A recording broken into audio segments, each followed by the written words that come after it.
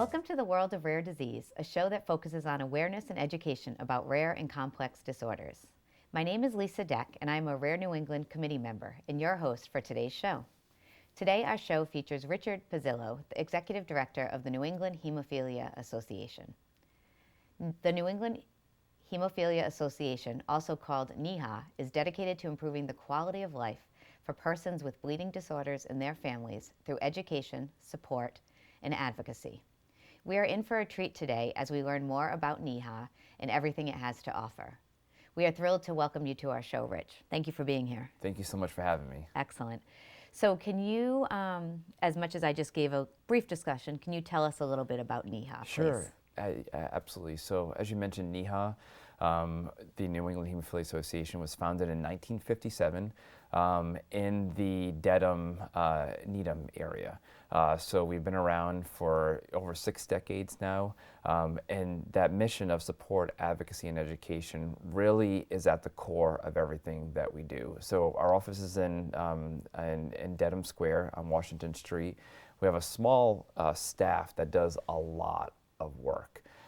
So when you look at the organization, when it was started as volunteers back in 1957 to where it is today, the educational meetings that rotate around New England, the advocacy support that happens in all 6 of the state capitals, and then the ambassadors that we have on the ground, and then the support that we give through our emergency assistance program, through our travel scholarships, and through other ways of supporting, families living with a bleeding disorder. Yes, so I remember when we had a pre-call, it's amazing how much you all do. And we talked a little bit about the history, so it has a great history, which is wonderful. And how long have you been with NEHA? Yeah, so I've been with NEHA, it seems like yesterday, but it'll be 4 years in April. Excellent. So I started April 17th, 4 years ago. Okay, so you are well versed in NEHA, and as the I have executive become director, NEHA at this point. Yes, exactly. I am bleeding NEHA. It is you. Yes. Yes. So can you tell us about the educational component? So I want to kind of touch upon each of the buckets of the mission. Sure, I'd love absolutely. to hear about that. So the educational component, a component of the organization is every event that we have, we think back of what is the education that we're providing. So our 2 larger events that happen in the year is called our Consumer Medical Symposium, where it's focused on the current treatment and potential treatment of those living with the bleeding disorder. We also focus on the psychosocial element and then the insurance piece. So that happens in the spring. Our Fall Fest, or our annual meeting, is a day-and-a-half event where it's taken all elements of a bleeding disorder for families and breaking it into. So the way we pick topics are based on surveys, we do a needs assessment, and we try really to focus on what is needed. So these programs, because we are, like yourself, a New England regional organization, so they rotate through. So one will always be in Southern New England, one will always be in Northern New England, and then we switch, vice versa. Our other big educational event is our family camp program. So it's the only camp in New England dedicated to patients with a bleeding disorder. So it's up in New Hampshire on Lake Winnipesaukee, quintessential what you could think of what it looks like here. And last year we had 77 families, about 350 people, including medical staff.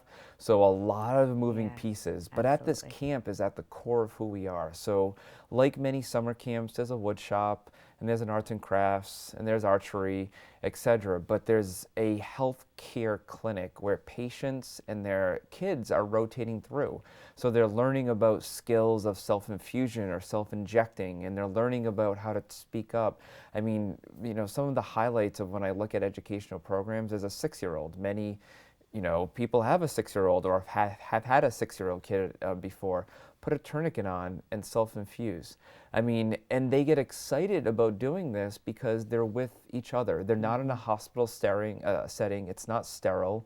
They're in camp clothes. They're in their color groups because all the kids based on their ages are in, red bandanas and red shirts and etc. But it's when you leave camp, it's this excitement of, I just learned these skills. If a child is able to find a vein, so finding a vein means you put that butterfly intravenous in and a blood flow comes back. we give them a big stick, and it's a ceremony and an award where this big stick that some of our hemophilia families make in woodshop has their name engraved on it. And they take that stick from camp and they think about that passage of right, that now they have the independence to do their treatment of whatever it is. So that camp happens the last week of June. But outside of those 3 pillars, there's a lot of retreats. We do a women's retreat, a Hispanic heritage retreat. We just had a dad's program, and a mom's program is coming up this weekend. So, a teen retreat. So we really take the family model and we try to segment it so we have these larger conferences, but also smaller conferences. A couples retreat is coming up in Rhode Island. So we really try to take the family dynamic and make sure that education is embedded in all of that. Right. I love the creativity too of the big stick, and that's something too, I think, when you're with peers and for the kids to kind of have other patients that are living a similar life to them where they have to be doing that. Yes. That's really, really, really special, I think. Wow. So, I mean, there's so many opportunities for patients to be involved. And there's others. So, just to reiterate, hemophilia is in our name, but all of it is based on the bleeding disorder. So for example, our Consumer Medical Symposium that's just outside of Hartford that's coming up the end of March, we encourage the hemophilia treatment centers that are federally funded to share the information, and then we will look as we get a little bit closer, probably about 3-4 weeks out, who's registered, and we work with our physicians that are presenting and saying, we have a platelet disorder that's attending, we have factor 7, or some of these other rare conditions outside of hemophilia A and B, and then von Willebrand's, which often gets a spotlight. So we make sure that there's education for every patient that's there, because we've heard loud and clear that patients are coming and they're saying, I need more information too. So we're trying to do our best to implement that in everything that we do. Right. So you also talk about support, and I'm hearing these educational events are support, but is there anything else that you want to speak to, particularly in support? Yeah, so support also comes, like last night we did a webinar. We try to do quarterly webinars about topics or repeat them at our conference, because we know not everyone, being rural New England versus more urban in southern New England, has access to some of these great presenters. So we try to do that too. But support also comes in many different forms. Having a bleeding disorder, the average cost per year to treat it is about $350,000. Then that's average. I've seen them into the millions of dollars, depending on the severity of the case. So with that said, there's a lot of other expenses that families have. Child is in the hospital. Mom or dad are staying maybe in a hotel or traveling back and forth. What happens to the siblings? They're in daycare, or they have to have other resources. Gas bills because they're paying premiums, rent, mortgages, cell phone bills. So our emergency assistance program provides up to $500 per calendar year to families that are referred by their healthcare providers. We don't cover premiums or co-payments or deductibles, but we help to cover expenses that are outside of that. And we give quite a bit back. Last year we gave about $15,000 back to direct assistance to patients. So that's one of the areas of support. We also have travel assistance. So we never want a financial barrier to stop a patient from coming to our events. So we have a $100 for a 100-mile program that if you travel over 100 miles round trip, which is very easy to do for any of our programs, we can help support it financially.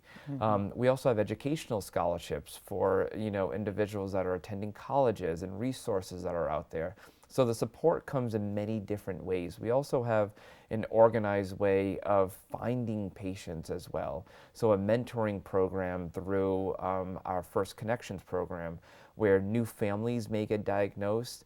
If they reach out to us and are referred in by their hemophilia treatment center, we have a small group of families that we can access, and that we can pair them up so that that there's a mentoring program. So the support is really important, and we make it a priority because that's what NEHA was founded on, and that's what we continue to do. Right, sounds like it.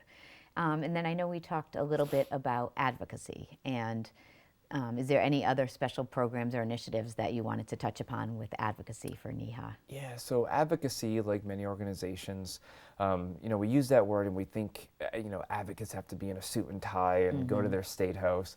But advocacy is at schools and workplaces, happens all the time. So we formed the New England Bleeding Disorder Advocacy Coalition. So what that means is we have 2 patients in every New England state. We have 2 providers from one of the 9 hemophilia treatment centers, and we have staff that's on these coalitions with support from the national organizations. We meet monthly, and we're monitoring legislation. We are monitoring March is Bleeding Disorder Awareness Month, so we get proclamations and we do events and we invite the press to come. We have dinners, or when there's action alerts, we have a process in place where we can get our volunteers or our ambassadors that are out there to help us attend events. Because although our office is located in Dedham, those that are living in Vermont or those that are living in Connecticut are just as important as those that are living in Massachusetts. So we also scholarship.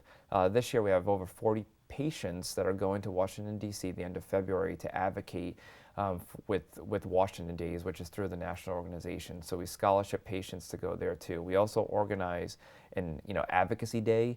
Our biggest one is in Massachusetts because of the population and because of the full-time legislative body. But in other states, we try to do other events as well where patients can get involved and talk to their elected officials and have a conversation, have a relationship where it's not a transaction where I need help, but it's more of saying, let me educate you around the barriers of having a rare condition. Excellent. So it sounds like you have the full spectrum at NEHA of available resources for patients and ways to better their lives, which is really excellent. Is there any final resources that you want to touch upon, or can you tell us where somebody who is diagnosed, where should they go? What should they do if suddenly you find yourself with a bleeding disorder? Sure, yeah. So I would be remiss if I didn't mention how we do what we do. So we're proud in New England to have the largest walk of its kind in the country in Canton, Mass. So we had over 2,000 people attend the walk last year. The New England Revolution soccer team was there. There's a petting zoo. There's a barbecue.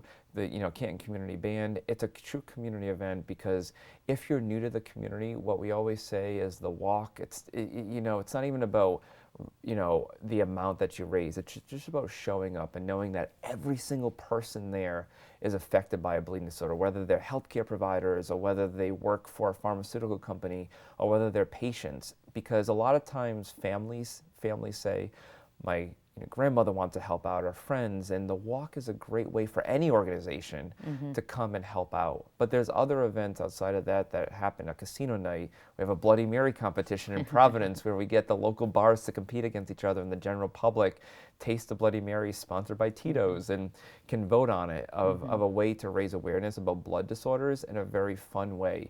A golf tournament and other ways. So I think that dovetails into if you're newly diagnosed or if you're watching and have a bleeding disorder and have never gotten involved before, there's a community out there for you. So on our website, www.nehemophilia.org or www.newenglandhemophilia.org, they go to the same place.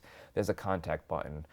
We try really hard that within 24 hours, most of the time, a lot sooner than that, we try to get back to patients right away, whether it's insurance problems or newly diagnosed or problems with barriers of schools or work. If we don't have the resources at NEHA, we will make sure that we find the resources with national organizations, with pharmaceutical companies, with healthcare providers. That's the best way of getting involved. And even if there's hesitation about it, there's so many events to know that you are supported and that you have an army of people behind you. Excellent. That's great advice. And I think the key is taking that first step. It's recognizing that, and it might be out of your comfort zone, Yes. but sometimes that first step is what you need to find that community of support. So it's excellent. Thank you for sharing so much about NEHA. I feel like I learned a lot, and I hope our guests have too, our viewers. Yeah. Well, thank you again for being here. Thank you. Very well spoken, very great information. Thank you. So appreciate it. Before closing, we provide our viewers with an opportunity to share comments or ask questions from our previous shows. Rare New England in Motion is the perfect way to expand upon our mission. Please send us any comments or questions to info@rarenewengland.org. We will share your responses on our next show. We received a question from a viewer. The viewer said that he would like to be able to connect with other patients, parents, and caregivers of children with rare disease. He asked about local and regional support groups that he could reach out to. We think this is an excellent question, and we encourage you as a regional organization to go to Rare New England's website, where there's many resources that include specific links to disease-specific organizations, like a NEHA. So I think if you go to that website, to rarenewengland.org, you will find connections there. We also host an annual conference that always has patients and caregivers in attendance. This is a safe space which provides an opportunity for face-to-face connections and support. Our website also provides this information. Thank you for sending in a question. And again, that's our show for today. We thank Rich for being here. And from all of us at Rare New England and all the patients and families who keep rare disease in motion, thank you for watching. And remember, when you hear hoofbeats, think horses, and then think zebras. Thank you.